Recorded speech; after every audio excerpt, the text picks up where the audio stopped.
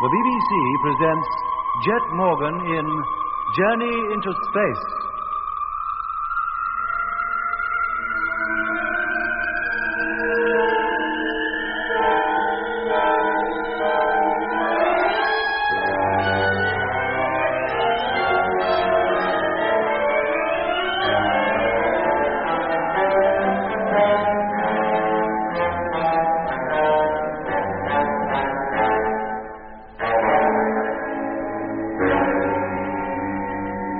April 25th, 1971.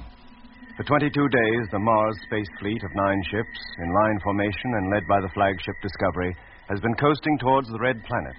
And although correct speed and course have been maintained, the flight so far has not been without incident. There was the mystery surrounding James Whittaker, construction engineer of freighter ship number 2. Frank Rogers found his company so objectionable that Jet decided to transfer Whittaker to the Discovery. Then came a strange message from Control on Earth asking for specific information regarding Whittaker. Meanwhile, freighter number 5 reported radar signals from an unidentified object lying directly in our line of flight. The indications were that it was a swarm of meteors, so Jet decided to take evasive action. But first, he wanted to transfer Whittaker to another ship and have Mitch, our engineer, now temporarily traveling in number 2, return to the Discovery. As there was a rule that no crew member should venture outside a ship alone, Lemmy was ordered to accompany Whittaker. The crossing was made in easy stages, from ship to ship. Is Whittaker in number 7 yet? No, Jet. He and Lemmy are hardly in the airlock. Well, let's get that radio, Doc. I'll talk to Johnson. Right? Hello, freighter number 7, flagship calling. Hello, flagship. Johnson, number 7 calling. Listen, Bill. The second Lemmy and Whittaker get into your cabin, put Whittaker on, will you? I want to talk to him, urgently. As you say, Skipper. I was just about to let them in. That sounded like an explosion. Hello, number 7. Hello. Jet, look at the televiewer. Look at number 7. The crew's compartment is a total wreck. What? Can't you see, Jet? There's a gaping hole just behind her nose. Hello, Johnson. No point in calling him, Jet. By now, every particle of air that was inside that cabin will have escaped. Yes, but what about Lemmy and Whittaker? They were just about to go into number 7. Hello, Lemmy, can you hear me? Whittaker! How far had they got, Doc, before the explosion came? They just entered the airlock. They must be still in there. Had it filled up? No. Johnson couldn't possibly have had time to do it. Then they're still in the vacuum. It's unlikely they'd have felt anything as a concussion. Except through the floor. Yes, that would be enough to do considerable damage. Might have fractured the helmets or even damaged the suits. Yes, Jet. Hello, Lemmy, can you hear me? He doesn't answer, Doc. Hello, Discovery. Freighter number 6 calling. Request permission to break in on transmission. Go ahead, number 6. Harness and Whittaker entered the airlock safely, sir. We saw them go in. Doesn't the main door of number 7 face you? Yes, sir. Then can you see into the airlock? Can you see Lemmy or Whittaker? Afraid not, sir. Johnston or Simmons had already started to close the door. It's not tight shut, is it? No, sir. It's open enough for a man to pass through it. I request permission to go over there. Thank you, Barker. I'm prepared to leave then, sir. Yes, but don't go until I tell you. No, sir. Hello, Jet. Lemmy calling. Jet, it's Lemmy. Lemmy Barney, calling Discovery. Hello, Lemmy, can you hear me? Oh, yes, Jet. What happened? Oh, there was an explosion of some kind in the crew's quarters. Oh. Are you hurt? I don't think so. I felt the shock. It come up through the floor, then I blacked out. How about Whittaker? He seems to be all right, but I think his radio's out of action. I can't talk to him. Listen, Lemmy, you can't get into number 7 through the airlock anymore. But if you feel fit enough, I'd like you to make your way towards the ship's nose and enter the cabin from there. The nose? Yes, there's a gaping hole there now. More than big enough for you to pass through. Aye? Yes, Lemmy. But a couple minutes more and Whittaker and I would have been in that cabin. You had a narrow escape. Thank your lucky stars for it. Yes, Jet. But what about Johnston and Simmons' lucky stars? Lemmy, I want you to get inside the cabin and give me a report on the damage. Think you can manage that? Yes, mate. Barker will be coming out to join you. As soon as he's across, have Whittaker take his place in number 6. Yes, Jet. But how do I make him understand what's wanted? I can't talk to him. Look, Lemmy, put your helmet next to his. Let them touch. When you speak, he'll hear you. Oh, do I have to get that close? To that geezer? Do as you're told, Lemmy, and don't argue. Yes, Jet.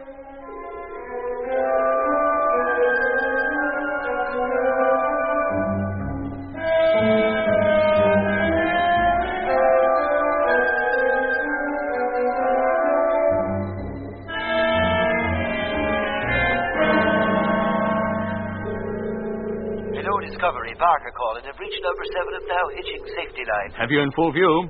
Now walking up side of ship. Toward nose. Put in the telescopic lens, Doc. Let's get a closer look. Telescopic lens in. That's better. Nearing ship's nose. Blimey. What is it, Lemmy? There's a hole here, big enough to drive a bus through. Which way was the force of impact? Inwards. Any vaporization? I'll say. I thought as much, Doc. A meteor. Lemmy, Yes, Jet? I'd like you to go down into the cabin. Can you do that? Through the hole, you mean? Yes, Lemmy. You'd better take the flashlight, Lemmy. You'll need it. Yes, mate. Are you all set? Yes. Then here I go. Touching bottom. Now. I want to know if there's any chance of our saving the ship. Yes, Jet. Oh, blimey. What is it? There's another great hole on the opposite side of the cabin. That meteor must have been a colossal size. It swept right through the cabin clean as a whistle and took most of the main control panel with it. That puts Page of any chance of using the motor. Yeah. Apart from that, Jet, everything else seems to be intact. Can you reach the cargo hatch, Lemmy? I'll try. Go carefully. Yeah. Oh. Jet, let me get out of here. What is it? Barker, you pull me up. Quick, mate, pull me up, please. Stand by, Lemmy. Haul it now. Oh, thanks, mate. Oh, I wouldn't go back in there again for all the rice in China. Oh, what was it? What did you see? Johnston. Or Simmons. I don't know which. Lemmy, Yes, Jet? get back to the Discovery, quick as you can. I'll never do it quicker. And bring Barker with you, as far as number 2. So shall I go back to my old ship, Captain? No, you'll relieve Chief Engineer Mitchell in number 2. Lemmy will leave you there and escort Mitch back here. Whittaker will stay in number 6. Yes, sir. Is that clear, Lemmy? Yes, Jet. Then pull yourself together and come on.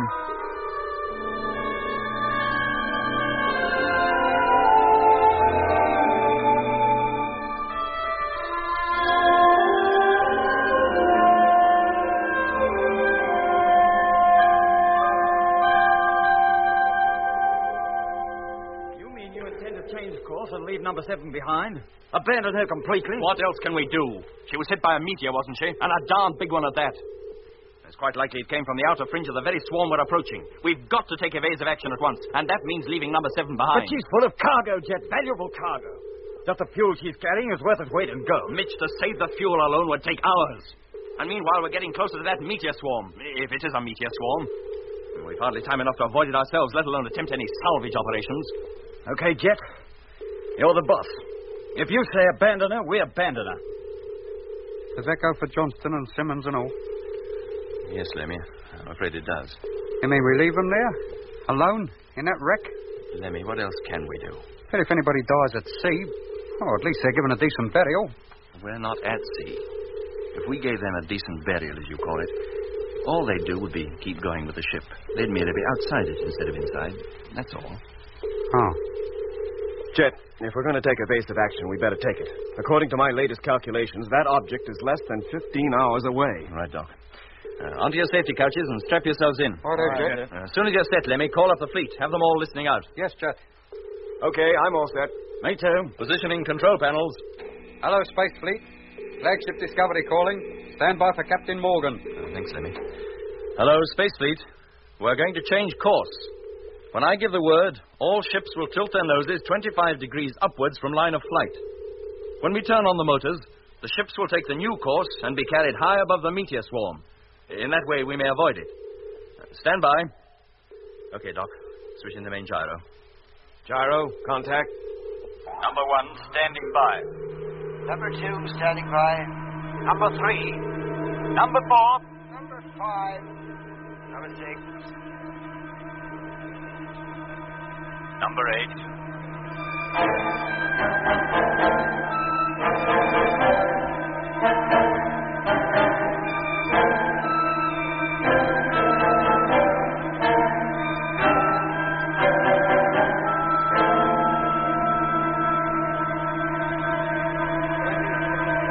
21, 22, 23, Number 2 gyro, stand by. 24, 25 degrees. Cut.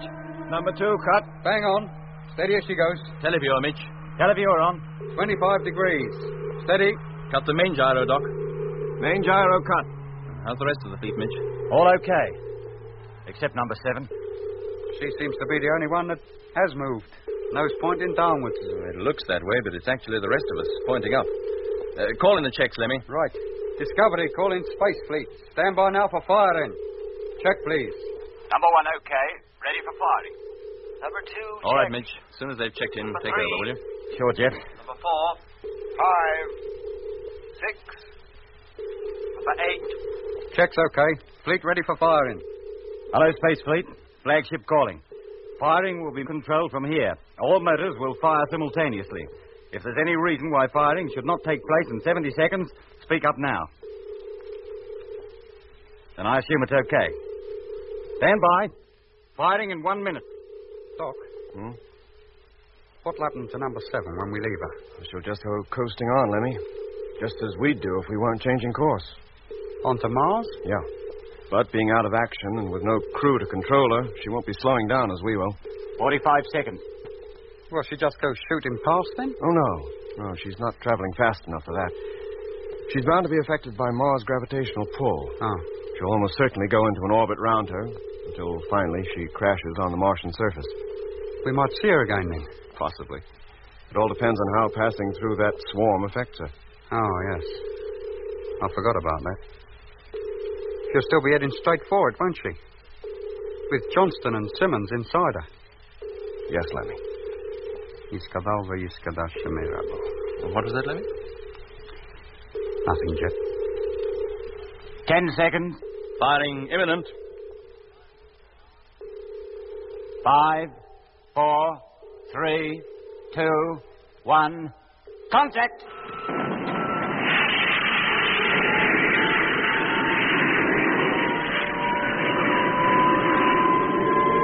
Acceleration rate 100, 200, 300, 400, 500.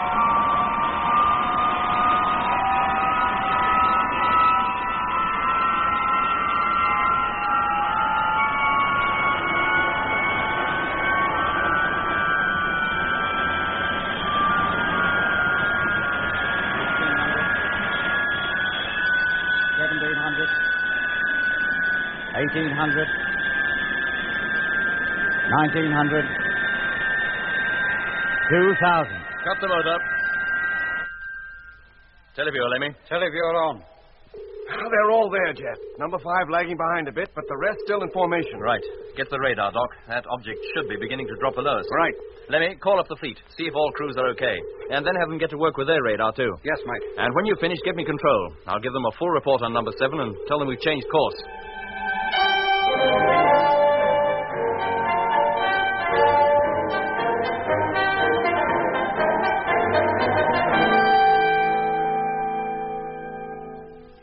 Thank you, Control. Message received. Keep listening out, please. We'll call you again shortly.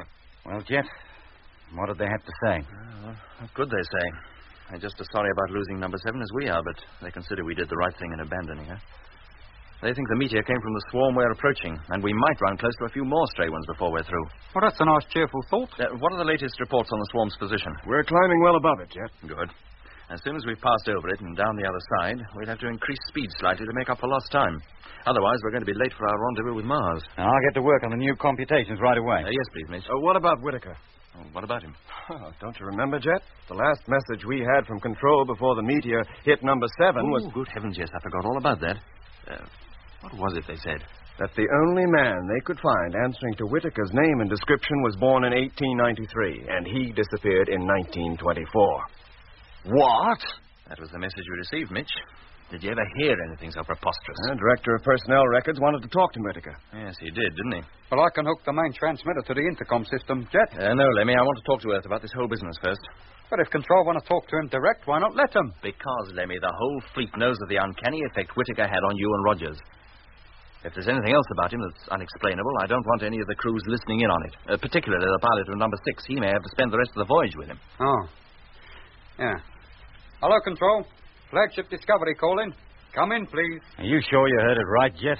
How could they seriously say Whitaker was born in 1893? They didn't. All they said was the only man they could trace who answered to Whitaker's description was born in 1893. Hello, Discovery. Control calling. Hearing you loud and clear. Got him, Jet. Thanks, Lemmy. Coming. This doesn't make sense to me, Doc. Me neither, Mitch. When does Whitaker say he was born? 1940. If you ask me, that's just about right.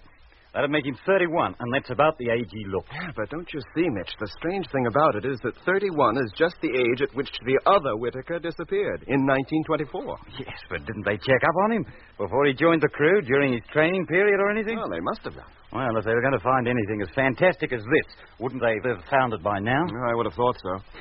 You know, record section must be crazy as coots. The whole bang lot of them. Well, I agree with you, Mitch, but for one thing. And what's that? Whittaker's odd behavior. You took his place in number 2, Mitch, so you can't know what I'm talking about. But all the while Whittaker was in this ship, I had a strange feeling of foreboding. Jet, too. Well, I reckon you're all jumping to hasty conclusions. Do you? And what about the inquiries from Control? Mere routine. Well, that's what started you off. If they'd asked for information about other members of the fleet, you would have imagined the same things about them, too. Maybe, Mitch. And I hope you're right. Anyway, we'll see what Jet's talk with Control produces.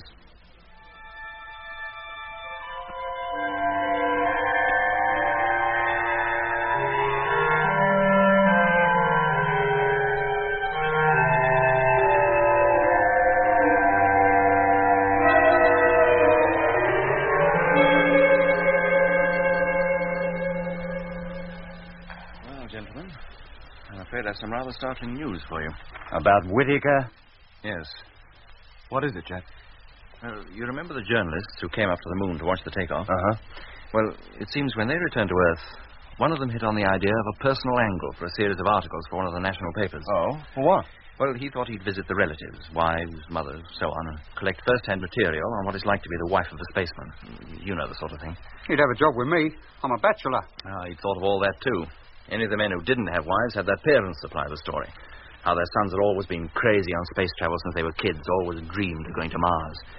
Well, he ran 4 separate articles on us, giving our whole life histories. And apparently he left nothing out.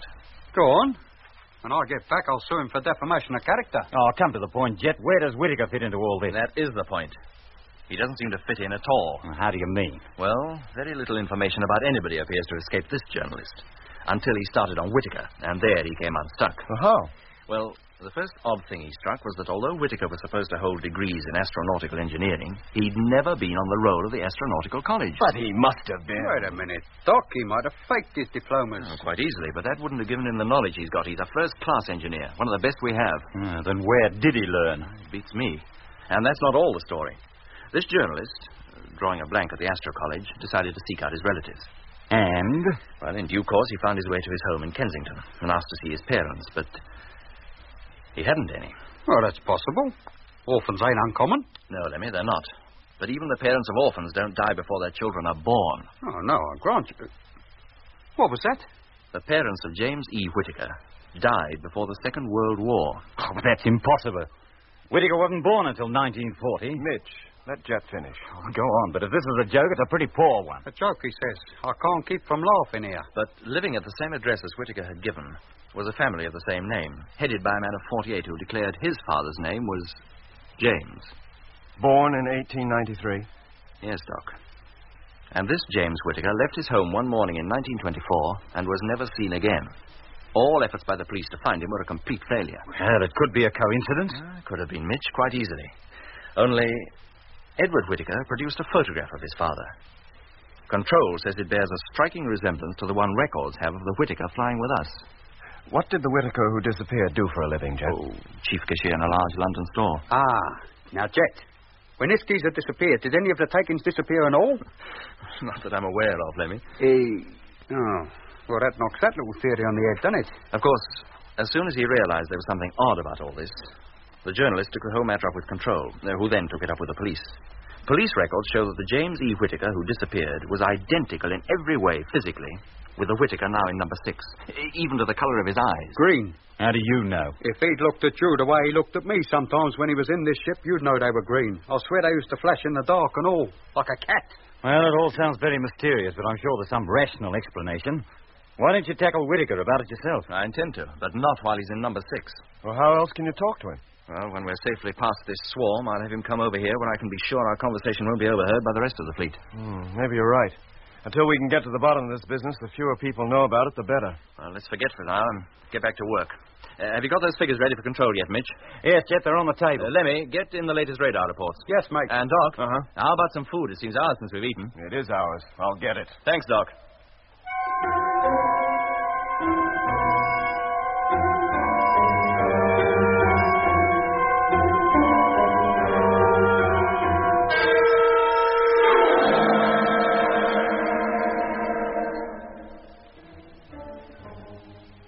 So, on the surface at any rate, the affair of James Edward Whittaker was forgotten. Jet and Mitch were fully occupied for the next few hours, checking our position and rate of climb and calculating the amount of fuel we'd used in maneuvering over the supposed meteor swarm. It was quite considerable, and what with the loss of the supplies carried in number 7, more than we could afford. For my part, although I did my best to concentrate on my work, my mind kept returning to Whittaker. Time and again, I found myself relaxing from the job in hand and thinking of him and the mystery that surrounded him. On one or two occasions, I even thought I heard his flat, dull voice, and once even looked up, expecting him to be standing at my elbow. No matter how hard I tried, I could not get him out of my thoughts. And so it was for 4 or 5 hours more until a call from freighter number 5 brought normal routine to a standstill and all of us running to where Lemmy was working at the radio. Hello, number 5, Morgan here. What's so urgent? Have you checked your radar lately? No, there's no need. 4 ships are already keeping track of the swarm. Then you better check it quick. Those meteors we're supposed to be climbing over have moved. They're directly in our path again. What? But that's impossible. No, Skipper. I've already checked with number 4. His report's the same. All right, number 5, I'll check here. Call you later. Sure, Skipper. Mitch, Doc, did you hear that? I heard it all right. Put on the radar, Doc. Let's take a look for ourselves. Radar on? No object that size could change its position so quickly. It's ridiculous. Maybe, Jet. But there is something in front of us just the same. And the signals are much stronger now. Whatever it is, we're closer to it. But we should be thousands of miles above it by now. Well, we're not. It's less than 10 hours away and directly in front of us. Are you sure you figured out the right course, Mitch? Well, of course I did. Last navigational check showed we were coasting exactly along the line we intended. Well, maybe it's an entirely new object now. Perhaps this is a second swarm, one we just didn't know about. Look, Jet, we swept the area before we changed course. There was no reaction then.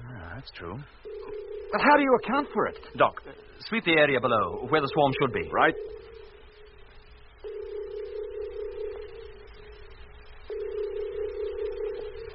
No, Jet, nothing. Either we've changed our course or that thing's moved. I tell you, we haven't changed course. Then we'd better, and quick. If that thing's solid and we hit If it was solid, we'd see it. It would be at least as large as the moon and be reflecting the sunlight. Well, it could have its dark side towards us. In that case, the sun being where it is, it couldn't be directly in front of us. Oh, no, it couldn't, could it? Well, what do we do? Alter course again? Unless it proves to be moving out of our path as quickly as it moved in, yes. But if we go on at that rate, we'll have no fuel left. We'll reach Mars all right, but we won't be able to make a landing. Keep an eye on that thing, Doc. Right. And Lemmy, call up the rest of the fleet. Tell all ships to watch it. Get a report from each ship in turn every 10 minutes. Right.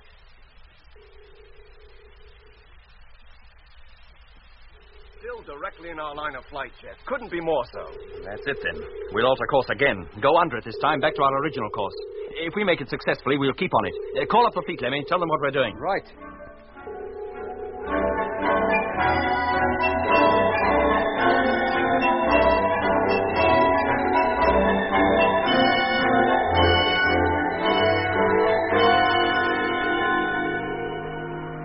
That. Rotate the televiewer, Lemmy. Rotating. Oh, there, Jet. In close formation. Except for that gap between 6 and 8. Look, Jet, under the circumstances, don't you think we should close up that gap? It can only be a constant reminder to the crews of 6 and 8 of what happened to number 7. It'd be a tricky maneuver, Doc. Too risky to be safe. The ships are too big to handle that way. They weren't made to move sideways. But couldn't we try? I'm afraid they'll stay as they are. Very well, Jet. Now, get an okay from all ships, Lemmy, will you? Have them open up radar watches immediately. Yes, mate. And, Doc, open up our radar as soon as you're out of your bunk and get to work yourself. Sure. Well, if we haven't cleared it this time, I'm a Martian. Then maybe it's you that's causing all the trouble. What do you mean by that, Lemmy? Now, come on, you two. Come on. Get down out of that bunk, Lemmy, and stop arguing. We've got work to do.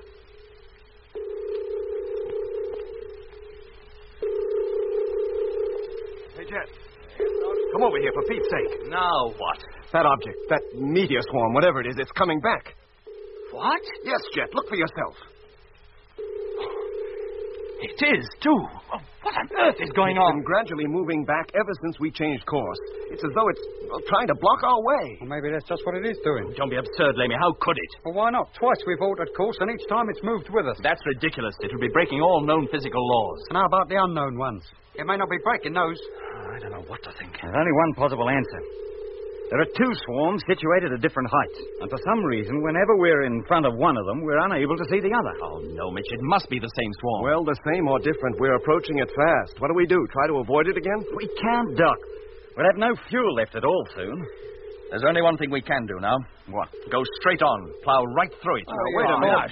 About go through it. You mean the whole fleet? Well, I certainly don't intend leaving anybody behind. But look what happened to number 7, when it met only one meteor. But that must have been of exceptional size. We're not likely to meet another of that caliber in 100 years. But, Jet, if we deliberately go through a whole swarm of them, even small ones, at least one ship is likely to be hit. Not necessarily, Doc. In fact, the chances are against it. And in any case, small meteors will do us no harm. The meteor bumper will take care of them. Then why go to all that bother to dodge them in the first place? Why couldn't we have just coasted on and chanced it? Because, Lemmy, we don't take chances if we can possibly avoid it. But this is different. Well, you'll never get the fleet to back you, Jet. It's too risky. Well, it's that or turn back. Oh, no, we're not turning back. There wouldn't really be much point in trying. It'd take us so long to turn the whole fleet round that by the time we were ready to fire, the motors would be as good as on the thing anyway. How far off is it now? Less than 4 hours. Well, how about it? Do we keep going? Or do we rush around in space playing tag with something that's nebulous, that we can't even see in spite of its colossal size? Whatever you say, Jet. I'm with you. Me too.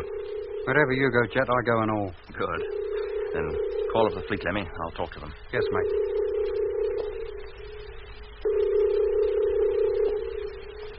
Well, neither I nor Grim sure like it, Skipper, but if you think it's best, well, we're with you. Good for you, number 5.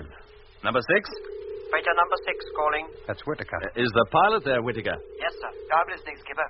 Well, how do you feel about it? Not too happy. I'd prefer to try further evasive action. Isn't that possible? I've just told you we can't spare the fuel. The only course left open to us is to keep on. There can be no turning back. Whatever action you suggest, Captain Morgan, I'm sure it will be right. I wish I could think so too, Whittaker, but thanks all the same. Orders must be obeyed without question at all times. Well, I don't think this is the time to discuss discipline. Now, Peterson, you going to be happy about this? I wouldn't call it happy, Jet, but I'm with you. Whatever you say goes, so far as I'm concerned. Good. Number 8, how about you? Well, as I'm the last to be consulted and everybody else has been already agreed to plow on, well, all I can say is, okay. I don't like it, Jet. I think the risk is greater than you care to admit. Well, that's settled. Now, listen carefully, all of you. As a safeguard, suits will be worn from now until further notice. In the unlikely event of your ship being holed, you'll be safe until you can be transferred to another ship. If the Discovery is hit and put out of action, command will be taken by number 1. Now, that's all for now, but keep listening out. Keep your radios on at all times. How far are we off now, Doc? Less than an hour. No solid object visible on the televiewer? No, Jet. Well, gentlemen, we'd better put on our suits. If it is a meteor swarm, anything might happen once we enter it. But it's a risk I'm convinced we have to take. If a large meteor hits us, we'll never know a thing about it. Now, stay at your post from now until further orders, and good luck. A nice, cheerful prospect, isn't it?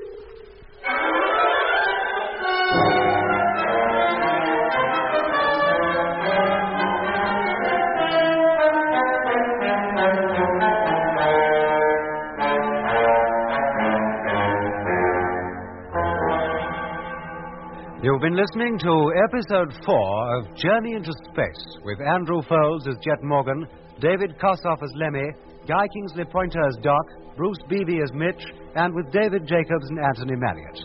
The orchestra was conducted by Van Phillips, who also composed the music.